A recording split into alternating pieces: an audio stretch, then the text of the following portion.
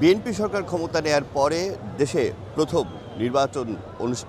অনুষ্ঠিত হতে যাচ্ছে আগামীকাল, অর্থাৎ এই ৯ এপ্রিল। বগুড়া সদর উপজেলা নিয়ে গঠিত বগুড়া ৬ আসনের এই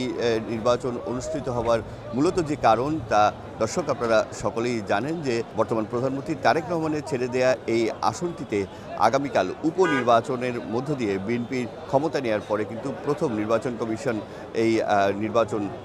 এই সরকারের আমলের প্রথম নির্বাচনটি আয়োজন করতে যাচ্ছে এবং তারই প্রস্তুতি এইখানটায় চলছে। দর্শক, চ্যানেল ওয়ানের পক্ষ থেকে আপনাদের সাথে যুক্ত রয়েছি বগুড়া শহরের সেন্ট্রাল স্কুল মাঠ থেকে। সেন্ট্রাল স্কুল মাঠে আপনারা দেখতেই পাচ্ছেন, আপনাদের দেখানোর চেষ্টা করছি আগামীকালের যে ভোট গ্রহণ অনুষ্ঠিত হবে বগুড়া ৬ আসনের উপনির্বাচনে, সেই ভোট গ্রহণকে কেন্দ্র করে এই আসনটিতে এই আসনটির যে ১৫১টি কেন্দ্র রয়েছে সেই কেন্দ্রগুলোতে কিন্তু এরই মধ্যে ভোট গ্রহণের যে সরঞ্জাম, সেই সরঞ্জাম যে পৌঁছানোর যে প্রক্রিয়া, সেই প্রক্রিয়াটি শুরু হয়েছে এবং এখানটায় ব্যালট পেপার সহ ভোট গ্রহণের যে অন্যান্য সরঞ্জাম রয়েছে তা গ্রহণের জন্য এই আনসার বাহিনীর সদস্যদের সাথে নির্বাচন কর্মকর্তা যারা রয়েছেন তারা কিন্তু এখানটায় এসে জড়ো হয়েছেন এবং এই জায়গা থেকেই কিন্তু এই ভোট গ্রহণের জন্য যে সরঞ্জামগুলো, সেই সরঞ্জামগুলো ডিস্ট্রিবিউট করা হচ্ছে, অর্থাৎ বিতরণ করা হচ্ছে এবং এই বিতরণ কার্যক্রমের সাথে বগুড়ার যে নির্বাচন কমিশনের কার্যালয়ের যারা কর্মকর্তারা রয়েছেন তারা কিন্তু এখানটায় সংযুক্ত রয়েছেন এবং আমরা এই মুহূর্তে এখানটায় পেয়েছি এই উপনির্বাচনের সহকারী রিটার্নিং কর্মকর্তা এবং বগুড়া সদর উপজেলার নির্বাচন কর্মকর্তা জনাব আবুল ফজলকে। তার সাথে একটু কথা বলতে চাই, আমরা একটু জানতে চাই সার্বিক কী পরিস্থিতি, আপনাদের প্রস্তুতি কেমন এবং এই যে আজকে বোধহয় মালামাল সব আপনারা বিতরণ করছেন এবং সেক্ষেত্রে এই সবশেষ যে ভোট গ্রহণের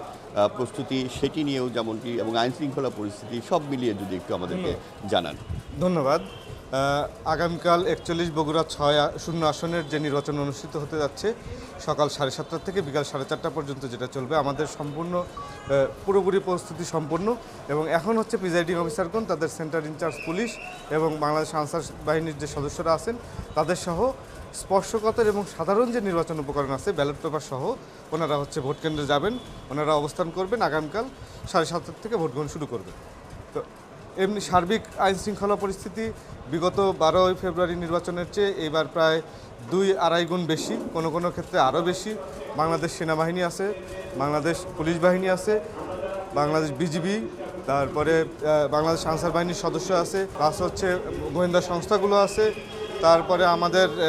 বিজ্ঞ এক্সিকিউটিভ ম্যাজিস্ট্রেটগণ ১৮ জন এক্সিকিউটিভ ম্যাজিস্ট্রেট মোতায়েন করা হয়েছে, জুডিশিয়াল ম্যাজিস্ট্রেটগণ আছেন।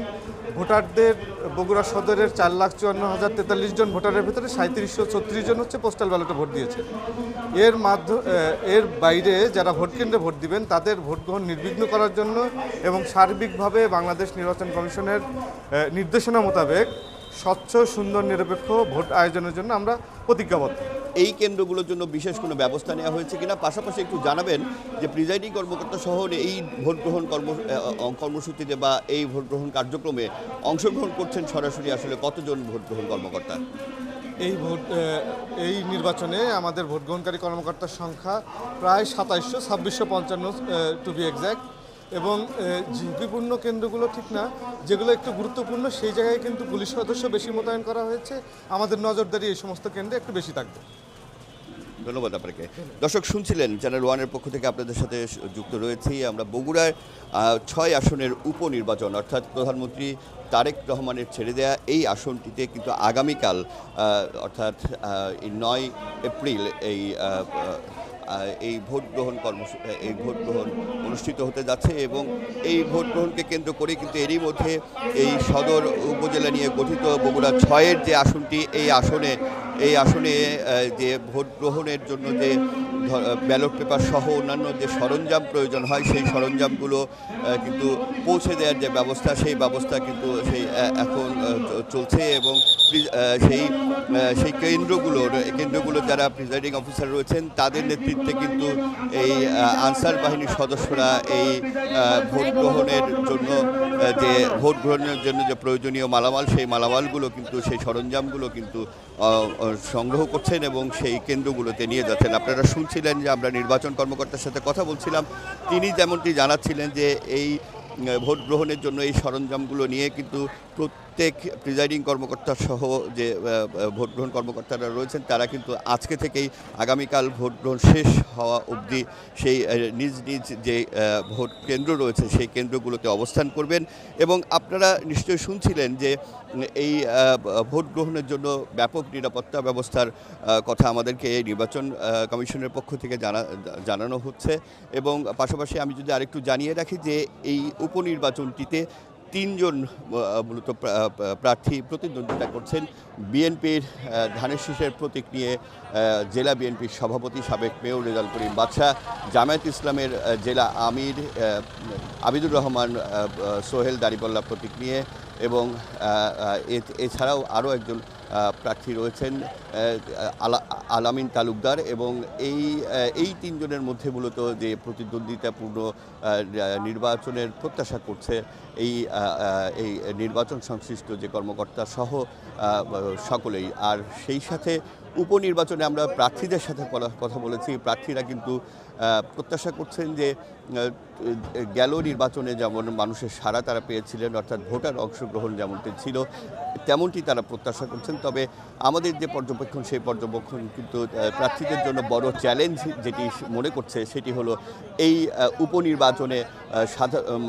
সাধারণ যে ভোটার রয়েছে সেই ভোটারদের উপস্থিতি, এটি একটি বড় চ্যালেঞ্জ হতে পারে বলেই আশঙ্কা করা হচ্ছে।